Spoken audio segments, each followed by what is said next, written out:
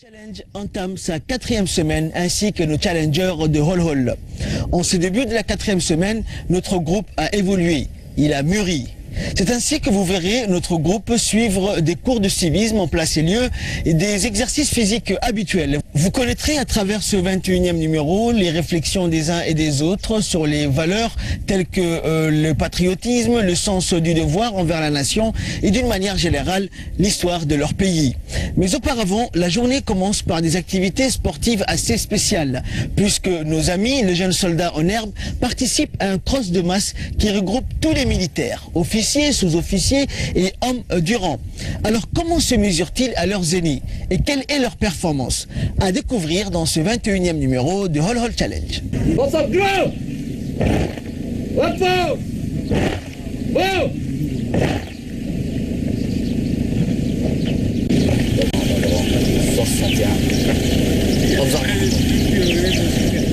Repos.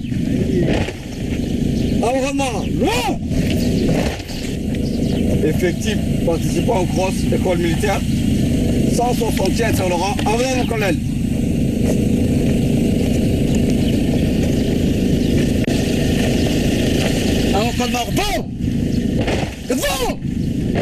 Ok, ce matin, il n'y a jamais eu ça. Maintenant, Marco Goressay, école militaire face à Rabialay, de 8 km. Les garçons et les filles 4 km. Et on a eu aujourd'hui les médias à côté de nous. Il y a le bureau de sport qui s'est déplacé pour ça. C'est une grande course voyante. Donc, on doit y arriver, même moi je cours, on doit y arriver à l'objectif. Voilà, on doit arriver à l'objectif. Et voilà, il ne faut pas que c'est tout le monde d'aller là-bas ensemble. Voilà. Donc, celle qui se l'offre encore qu'à soi, il faut qu'il montre Royan. Repos! ay koorasho kale midka ay mareen saaka waxaad u leedihiin inikoo préparation plus de nasiibad waliba u yarateen 7 mois soo sameeyey saaka waa controlkii deed maxaan samaynay 7 bilood oo préparationka ouverture saisonka aan galnay muxuu yahay oo dadkii ay gaadheen way waxaan teeska u samaynay koor kasta iyo laga qaaday inikoor maaha kolka ininku waxaad tilmaanta koorasho u dambeeyay baad ka mid tihiin waxaad samayn doontiin 8 km orodkaasi waa cross individual nin waliba kalidiiba ordaya sidii kii hore aan samaynay ee cohesionki maaha ururka maaha waxaa la doonayaa inaan la keeno taa oo ninkaayi u bermeeteeyo koorkiisa inuu boodiyomka cishada hadduu ilaahay yidhahdo aan dhammayn doono xidhi doono seesoga uu deed koorkiisu deed uu nibaro aan baxadeed wixii daytaarkiina baad samaynaysiin wixii dhigu jiro baad samaynaysiin kolka halkan kolka laga dhaqaaqay sifleega la fufno le chrono va se déclencher 8 km baad lagu tagaysiin habluhu iyagu 4 km baan gelinaa 4 km ka dhaqaaqayaan arriveegu meel kaliya intuu noqonaya qofku ilaa uu liin arriveega tagayana waa inuu joogsan rag baa jira qofkii halkaa ay joogaan liin arriveegu iyo halkaliya qofku ku arko qofkii dalaada saacadii ba ku socotay ninku waxaa la doonayaa inuu sida kaanoonka u dhaafo liin arriveega in fuu liin blanche ka dhaafo hadeed isuuf uu recuperanaya uu iska nasanaya tirmaagiisu sameynaya laakiin horteed inuu joogsan ta kale doosaarkaasi waa in la xajisataa waxaan kugu identifiyeynaya waa doosaarka nambarkaaga markaan sexansikantuid arko liiskii markaan ku noqdo magacda laysiiyey waa inuu hebel hebel noqda hadduu ninku magaciisu ku qornayn liiska iyo islahayn doosaarku klaasmaan mala ninkaasi serapa klasi sidaa awgeed doosaarkaaga haddaad dhici karta inuu beenku xitaa kaa dhaco qaado xajiso arriveegaad la iman waa lagaa furayaa waa lagaa qaadi waa la laabayaa baalka saad u kala hortimaadiin baa loo dhigayaa est-ce que tout le monde a compris?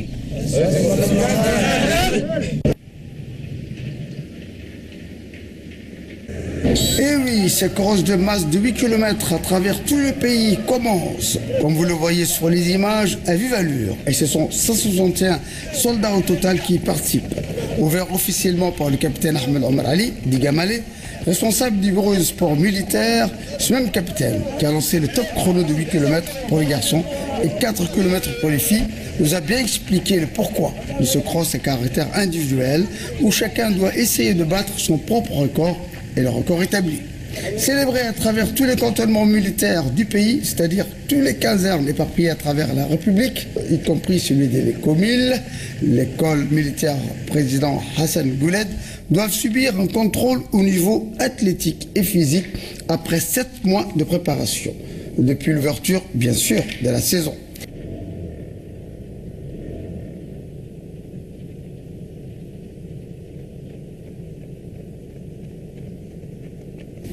Le Comil étant le 8e corps du genre à subir ce genre de tests, les soldats de l'école de Holhol doivent battre le record établi dans cette distance, à savoir 8 km, pour être déclarés corps gagnant et être récompensés durant ce mois de juin.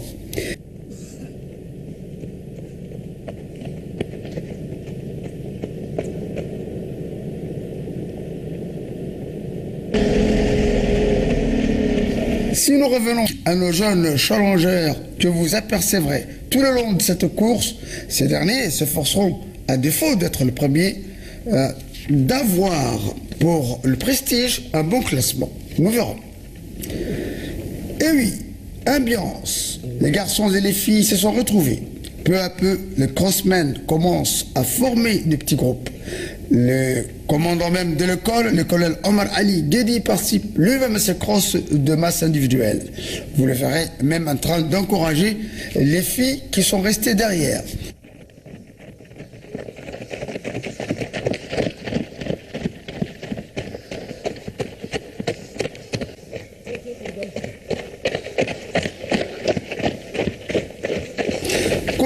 Yassine, Zaid, Ali, Daher, Ferdoussa, Areksan, Liban, Hamza et Chérou sont tous de la course. Je vous rappelle également que ce cross de masse avait auparavant comme point de départ l'Oued Raha Biolé. Et c'était à Djibouti. Mais cette année 2014, c'est à Holhol même que les soldats de l'Écomil prendront part à ce cross de masse.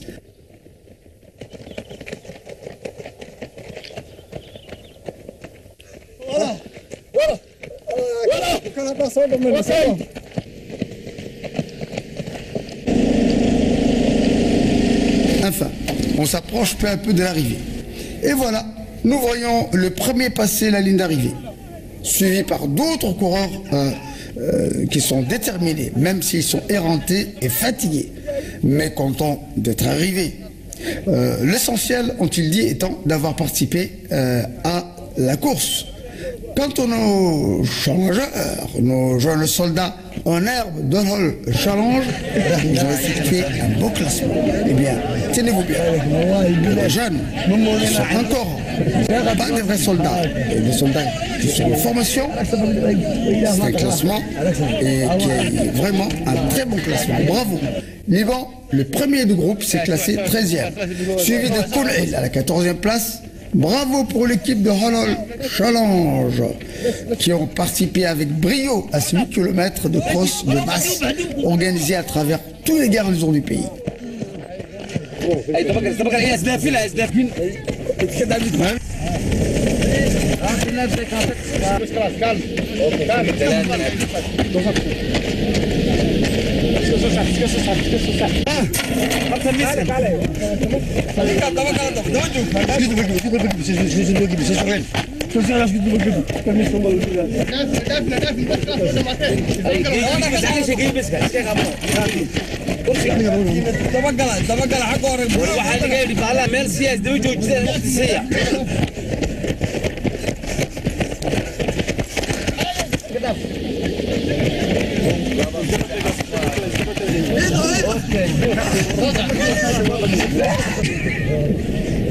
جدا هو كوماندو عند السبياسه عليك كوره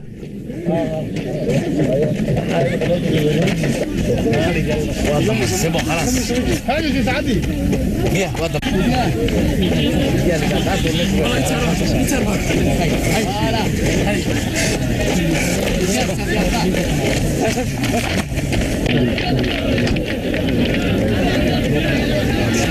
خلاص c'est bien, tu as fini. خلاص. اوكي.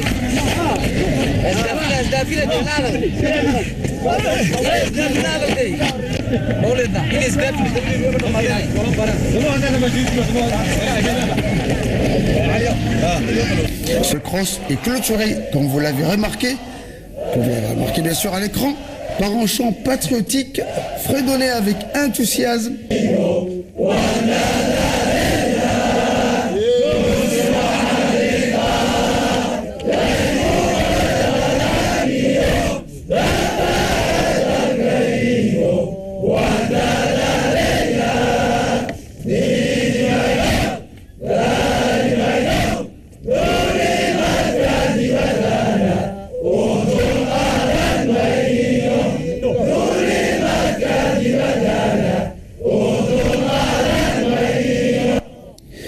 Et pour finir, c'est le capitaine Ahmed Omar Ali, plus connu sous le sobriquet de Gamalé, qui nous fera un compte-rendu de ce cross individuel de 8 km célébré à travers tout le pays.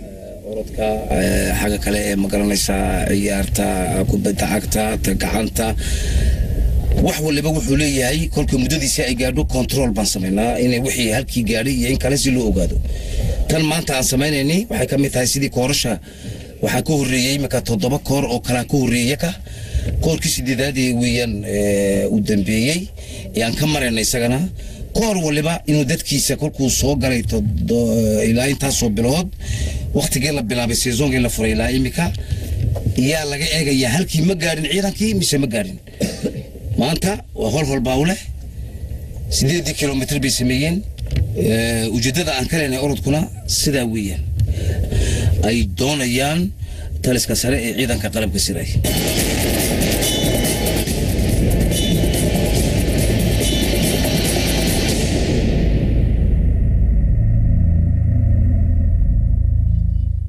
Très bon classement pour notre troupe de Hol Hol Challenge, dont le premier arrivé s'est classé 13e sur 200 participants. Il s'agit de Liban, suivi de Konil à la 3e place.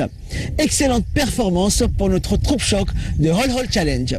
Aussitôt après la course de masse, relaxation et douche. Il n'y a pas de temps, notre groupe se retrouve pour un cours d'un genre assez spécial. Nous vous laissons le soin de le découvrir.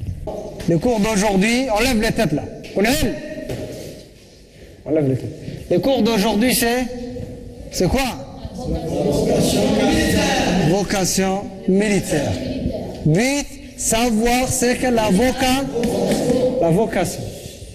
Donc écoutez, la vocation, d'abord la définition. La vocation est un appel des métiers. Vocation du latin, vocare, signifiant appelé, qui exercent au bénéfice des professions exigeantes de l'homme un don plus complet et plus définitif que la plupart des autres. Donc, le métier, quand on est militaire, on est engagé volontaire. Militaire, je crois que la même volontaire. Si on n'est pas volontaire, la macaro. Si on n'est pas volontaire, on ne peut pas. On ne s'en sort pas. Il n'a pas sa place si c'est lui qui n'est pas volontaire. Une vocation se traduit le plus souvent par une identification morale et intellectuelle complète de l'individu à son métier. Tu dois exécuter ton métier moral et intellectuel. Intellectuel complète en plus de l'individu à son métier. Tu dois être fidèle à ton métier. Ainsi, l'usage-feu des vocations militaires est synonyme de métier de zar. Vocation militaire, métier de zar. C'est le métier des armes.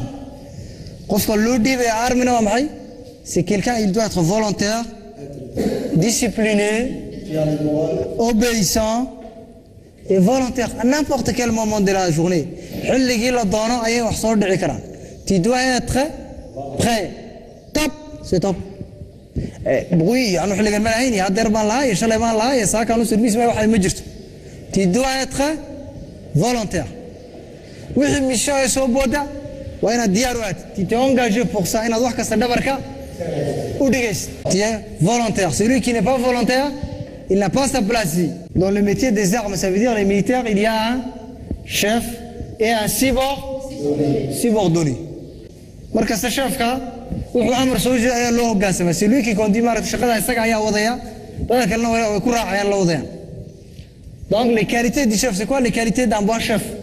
Rapide dans ses décisions, énergique, audacieux, persévérant d'une part et calme et équilibré d'autre part. Il doit d'abord être rapide. Rapide. Dès que tu as une solution, chef militaire qui il doit être rapide dans ses décisions. Il n'a pas le temps, il n'a pas le temps, il n'a pas décider sur rien, donc, marque ce problème que tu as une décision rapide et le plus vite possible. Ce qu'on a douté, il ne doit pas douter de ses qualités. D'ailleurs, un bon chef ne doute pas. Énergique. C'est quoi l'énergie? Il doit toujours accompagner ses hommes. Il est le premier à descendre et le dernier à repartir. Chef, comment il est comme ça? Il doit venir avant ses hommes. Il doit venir avant ses hommes pour mieux organiser. Marcasta, il doit être auprès de ses hommes. C'est quelqu'un qui sait utiliser ses compétences ou les compétences de ses hommes. Féliciter les mérites. Ne pas vous mériter, vous féliciter. Il le mérite. Il félicite les mérites et il encourage à faire encore plus. Encore plus.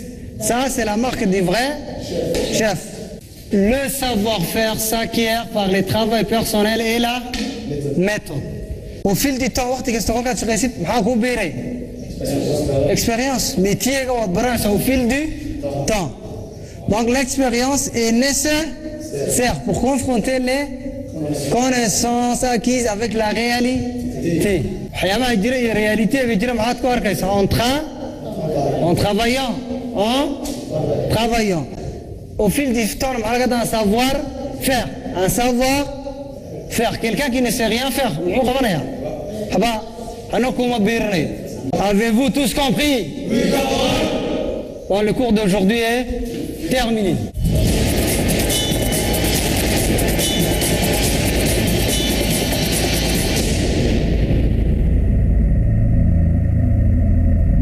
Ce 21e numéro s'achève dans la bonne humeur en raison du bon classement de Liban et de Konil lors de ce cross de masse.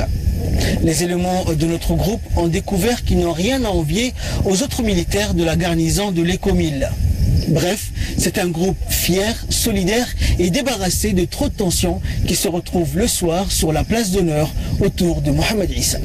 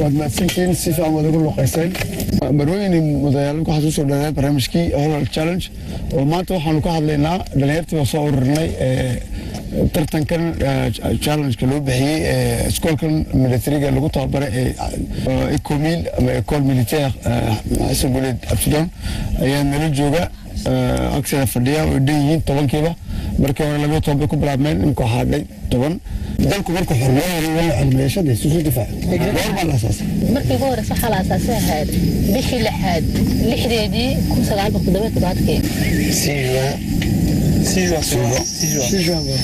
اسكو هذا marka xornimada way ka wareysama wala si asaas diiban askadaan xadar la askano ila waddanka dafaa toban isbaan horta nasiib ahaan baad soo gashay groupkan markii la soo xulayay mise waad ugu tala gashay markii hore ku sii tiri jirtay aanus kala sameeyay inaad dhaxda ka raad ma tarta kama doonina ka qayb gal ay lagu dhawaaqay in loo baahan yahay dhalinyarada loo baahan yahay ka qayb galay xageed ka maqashay markii hore tiiliga ka maqlay meel ka ka maqlay marka aan tartanka marka niyada ma ku haysan inaad askari oo ku hay askarta horta markii hore niyada ku jireen soo marka kadib soo fariistay waxaan tulay igu dhalatay klaaska noqdo askarnimada wallahi markii laba shay baa tuna askarnimada galay ko sawadka igu difaaco waddanka korteed sida dadka siviilka iyo hooyaday iyo waalidaday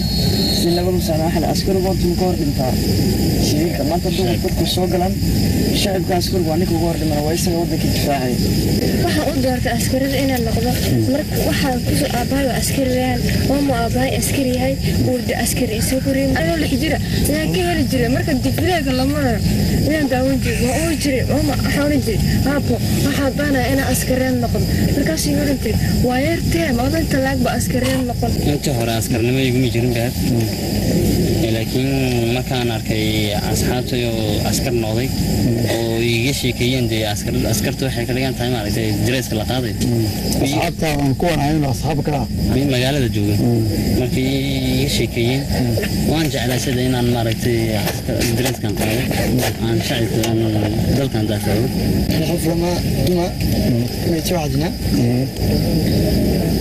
askarno kini ma riix musuuyo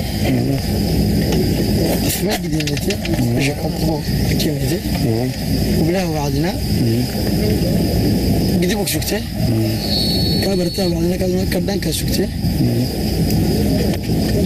هو اكسبيرينس حد الجراكا كدان سكرتا كيمين نيو مشى بيا مونيو وقدي horta askarnimadu horta waa nolol marka soo gashay way adag tahay laakiin markaad ma aragtay dibadda ka joogtay madrid kuma dima muujini adag tahay kuma waxyaalaha ugu dhigay imika sida imika marka eriyum baan bas ku soo koobiyaa dalkaygo waan ku dirirayaa ku dagaalamaya dalkaygo doomigayga xoog galay inaan dalka ugu shaqeeyo meeshii la ii diro inaan degdeg ugu dhaqaaqaan darka u qaado degdeg u qaado marka waxyaalaha kale uma donc être avoir discipline la yiriti maxaa aad qaad courageux da cabsha meel baad ka dhigay marka askari noqotay da cabsi meel ay taalo ma jirto Afghanistan baa sheegay dil u geeyo Kurdistan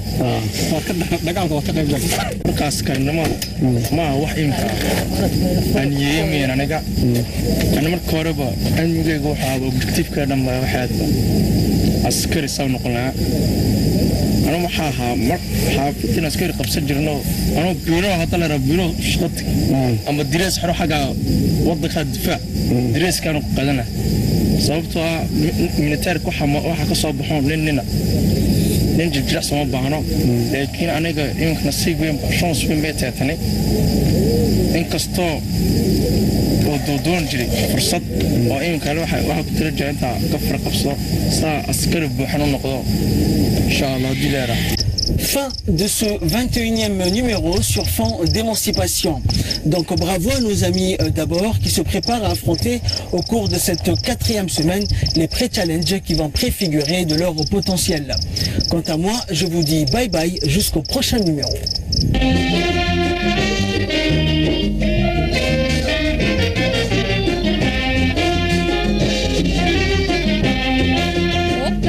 askariyo inaa